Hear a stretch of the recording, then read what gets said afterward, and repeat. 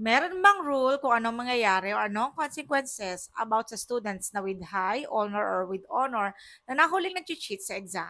Okay, ang pagkakaalam ko, kapag nahuli talaga ang bata na nag-cheat sa exam, of course, saan dadalhin? Sa guidance office. Kasi ang cheating po ay hindi katanggap-tanggap na gawain. Ngayon, anong possible na mangyari? Kung talagang nag-cheat po sila, possible po na ma-zero sila doon sa exam na tinake nila na yon kung saan sila nag-cheat. So kapag po na-zero sila, bababa na grade nila dun sa subject na yon for that quarter. Kasi ilang percent ba ang periodic test? Malaki-laki rin. Na hindi naman nila pwedeng ipaglaban na hindi sila dapat ma-zero kasi nga, nag-cheat sila.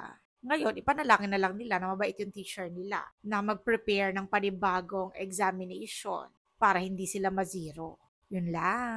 Tips para maging with high or highest honor. Well, ang tanging paraan lang para makakuha ka ng high or highest honor, syempre, makakuha ka ng sobrang taas na grade, like 95 pataas.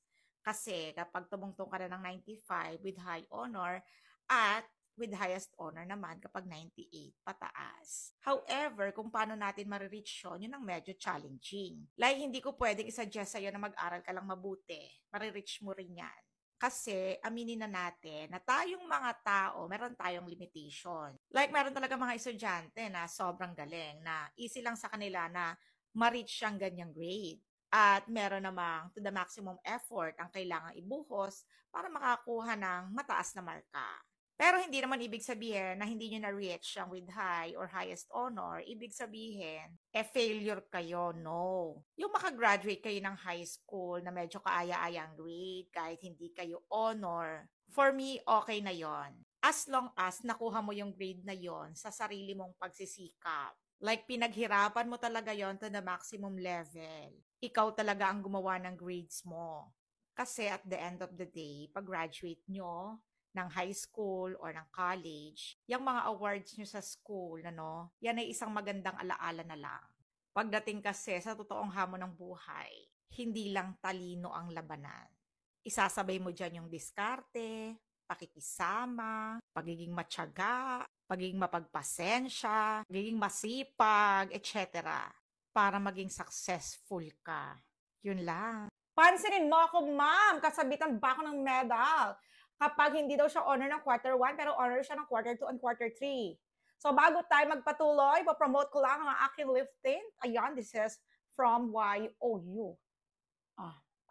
Alam niyo na kung saan nyo hahanapin, kung paano mabibili to, ha? Alam niyo na. Ayan. So bakit nga ba hindi ko na sinasagot yung mga ganyang tanong?